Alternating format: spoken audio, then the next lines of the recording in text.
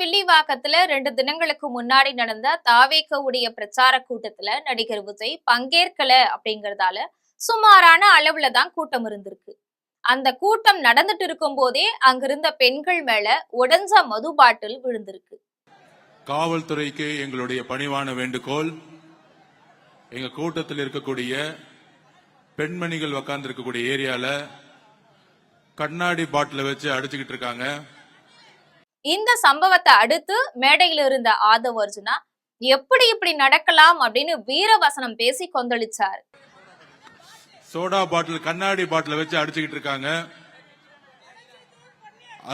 தூள் பாட்டில உடைச்சு தூள் அடிச்சு ஒரு பெண்மணியோட ஷோல்டர்ல அடிச்சிருக்காங்க. இந்த சம்பவத்துக்கு காரணம் திமுக தான், முதலமைச்சர் மு.க.ஸ்டாலின் தான் அப்படின்னு கடுமையா தாக்கி பேசினார். திமுகவுடைய இந்த சதி திட்டத்திற்கு நாங்கள் குரல் கொடுப்போம், நாங்கள் குரல் கொடுப்போம். அது மட்டும் இல்லாம எங்களுக்கும் இப்படி செய்ய தெரியும்னு சவால் விட்டாரு.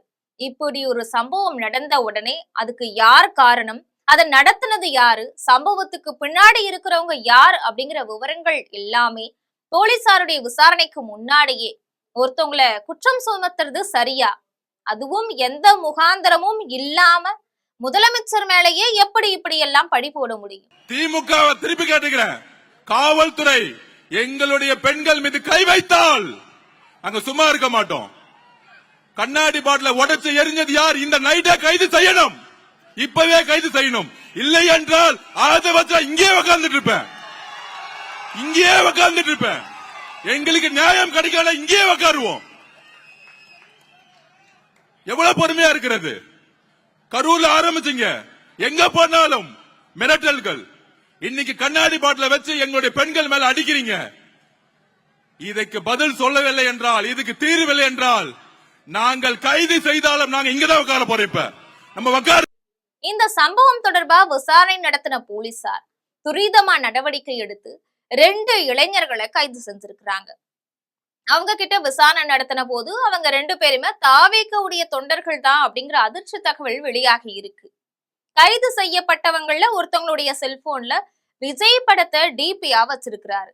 அப்படின்னா இந்த சம்பவம் திட்டமிட்டே செய்யப்பட்டதா அப்படிங்கிற சந்தேகம் ஏற்படுறதோட, அது மட்டும் உண்மையாச்சுன்னா இப்படிப்பட்டவங்கள் அரசியல் அதிகாரத்தை கைப்பற்ற 9 குழந்தைகள் உட்பட 41 அப்பாவிகள் பலியான கரூர் சோகத்தை விட மோசமான சம்பவத்தை கூட இவங்க நிகழ்த்த துணிவாங்க அப்படின்னு சமூக ஆர்வலர்கள் சொல்லிட்டு வராங்க.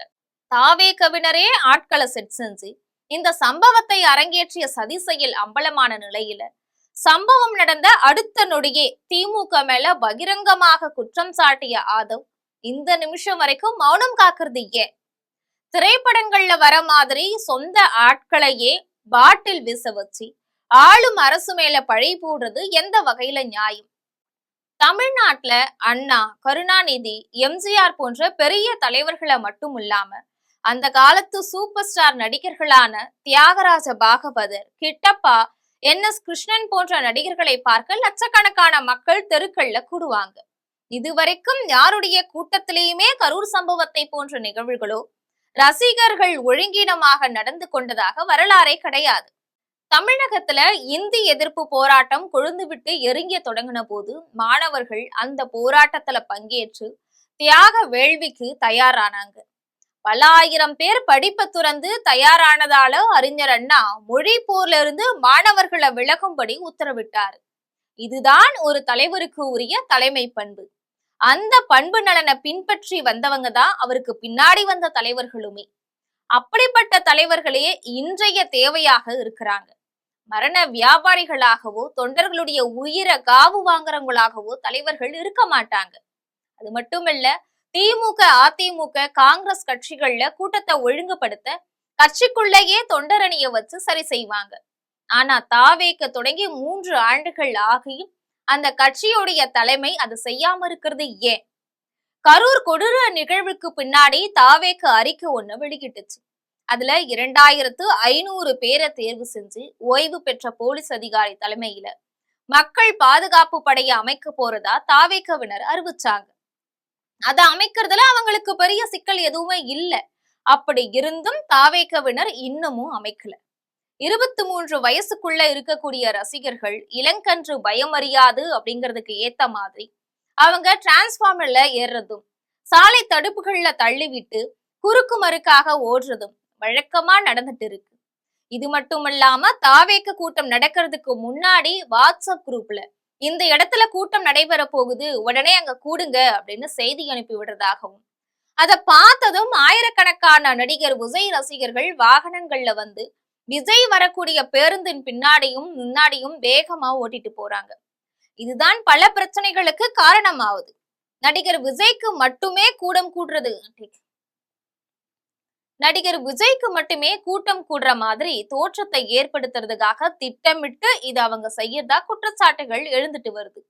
அதாவது தனக்கு யாருக்கும் இல்லாத மிகப்பெரிய மாசு இருக்கிற மாதிரி காட்டிக்கொள்வதற்காகவே இந்த நாடகம் நடத்தி வராங்க அப்படின்னு சொல்றாங்க. தனக்கும் ஆளுங்கட்சிக்கும் தான் தேர்தல்ல போட்டி அப்படிங்கறத காட்டிக்கிறதுக்காகவே இந்த கோமாளித்தனம் அப்படின்னு விமர்சனம் செய்யறாங்க மூத்த பத்திரிகையாளர்கள்.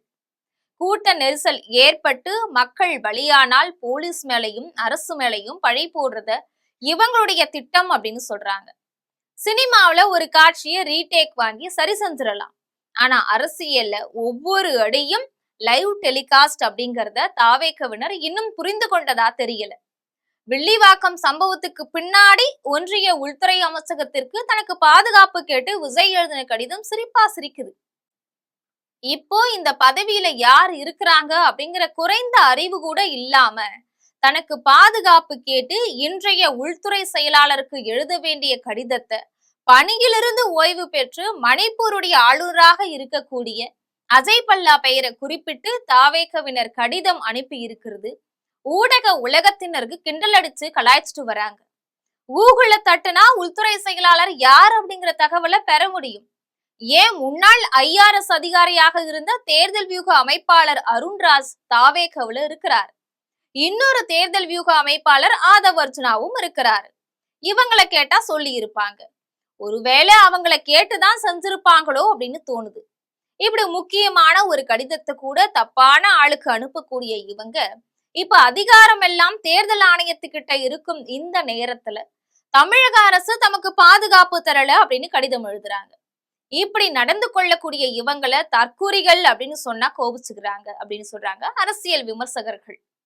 இது போன்ற அரசியல் பின்னணி செய்திகளை உடனுக்குடன் தெரிந்து கொள்ள ஜெம் தொலைக்காட்சியுடன் எப்பொழுதும் தொடர்பில் இருங்கள். நன்றி.